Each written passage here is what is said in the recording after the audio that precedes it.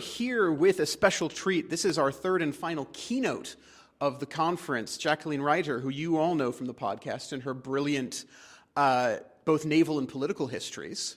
You have a new book out, don't you, Jackie? I do indeed. It's called Quicksilver Captain, The Improbable Life of Sir Hume Popham. It was published last month by Hellion, and I'm very proud of it. Excellent. And you have some copies here. Are they flying off the shelves? Not exactly, but I'm trying to persuade people to pick them up. Well, you should read it, everybody. Although obviously, if you're watching this video, you can't buy it from Jackie herself here because you're not here. No, not from me directly. It is available at all good publishers, though I believe. Bookshops. Excuse me. I like the idea of all good publishers, though. The book goes out to everybody. It's been published by every single publisher in the world simultaneously. Oh, that's amazing. Talk about a coup. All right, and you mentioned to me yesterday that you're not speaking on the book for your keynote. No, but it's not 100% unconnected, shall we say. So you're not lecturing on, for example, Japanese pottery? Well, that did cross my mind, but I decided against. Okay, so what are you giving us? Well, I'm going to be talking about something that has been bothering me for a very long time, which is the absence of women from accounts that are traditionally very masculine, so accounts of war. And this very much comes from my experience of writing my books, both Quicksilver Captain and my previous book, The Late Lord, because I'm a woman myself. I was very interested in the fact that both these men were married, and I couldn't find anything about their wives. So today I will be mostly speaking about what I did about that and why I couldn't find any information about their wives. That sounds utterly fascinating and something I think we all need to pay more attention to. We actually recently had a guest on the podcast. It hasn't been released yet, but she's a friend of mine from my grad school days, and she wrote her dissertation on the letters of 5 American women who were involved in the diplomatic service when it was so informal in the very early days of the Republic. And one of the things that she did, which I absolutely adore, is in order to highlight the sort of unaware biases we all have, she reversed the naming conventions. So the women are all addressed by their full and proper names, and their husbands are just first names. Ha ha ha! I like it. Yeah, no, it's very good, and it does really hammer home just how different.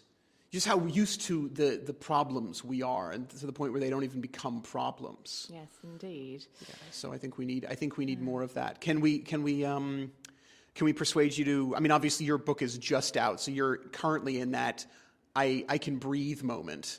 But can we persuade you to give us a preview of what might be coming next? Oh gosh, if I knew the answer to that question, I'd be a very happy person. But let's just say that one of the reasons I'm speaking on women's history today is because I'm hoping to do a little more work in that direction in the future. I'm a bit fed up of writing about men.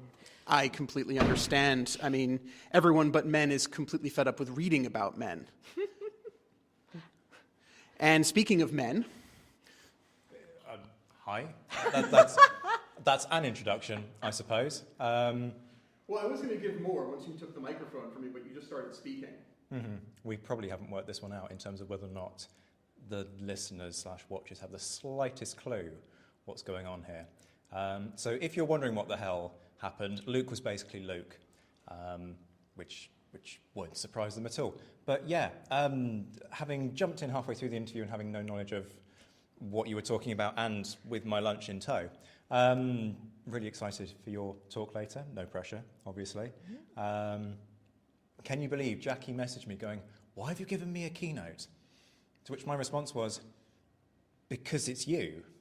Like, everybody knows that you're brilliant. And this time you don't have to talk about Popham."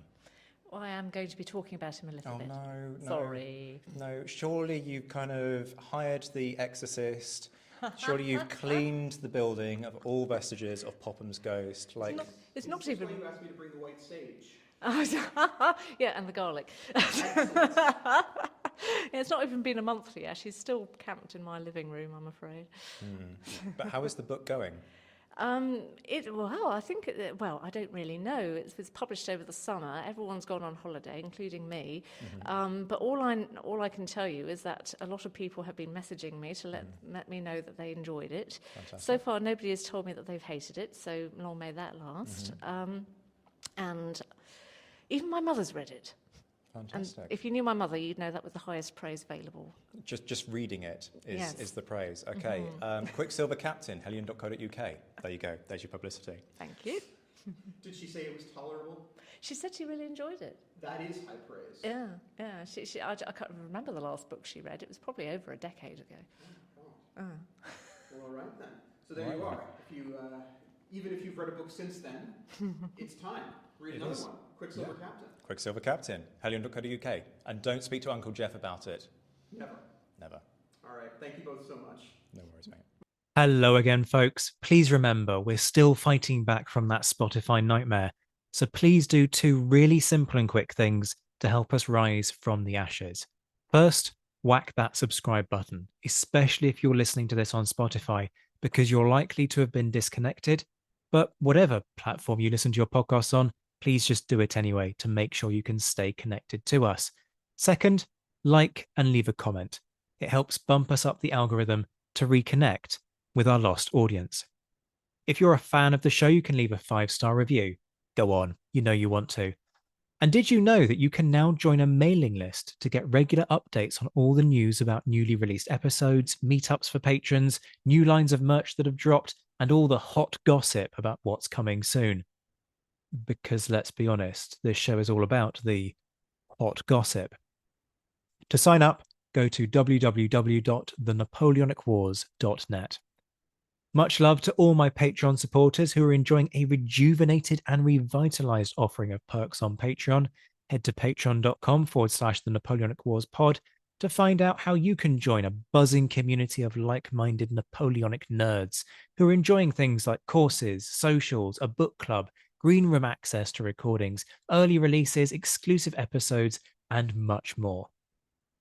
Shout outs to our patrons who, at the time of recording this in mid-August 2024, are in the mentioned and dispatches tier: Rob Griffith, Brendan Teeling, Beatrice DeGraff, Lynn Dawson, Jamie Kingston, Lucy Tatner, Jim Deary, Josh Keeney, Colin Fieldhouse, Stephen Colson, Jim Getz, Stephen Gillen, Hugh Brennan, Alistair Campbell-Grieve, Andy Meakin, Mark Anscombe, Rob Coughlin, Bruins Girl, Noah Fink, Mark Trowbridge, Mars Reedy, Nick Overland, Graham Goodwin, Chris Pramas, Anthony Gumbau, Anonymous American, Martin Pisani, James Fluick, Natasha Hobday, Rod Schwager, Chris Kimball, Gary Dennis, David Graylick, Ted Andrews, Richard Anderson, Arthur Forgy, Sam Moore, Wyatt Pollock, Carol Dixon Smith, Roland Shark, Giovanni, Jean-Baptiste Merlon, and Darla Vincent.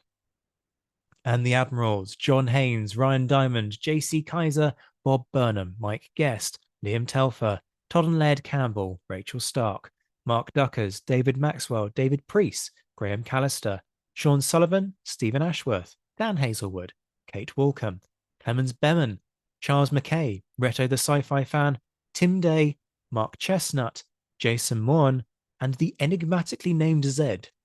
And I promise that's not just me boosting the numbers. We'll be back very soon, but until then, this has been the Napoleonic Wars pod. On behalf of myself, Liam, Luke, and Josh, take care of yourselves, folks. Stay well. And as always, thank you for listening.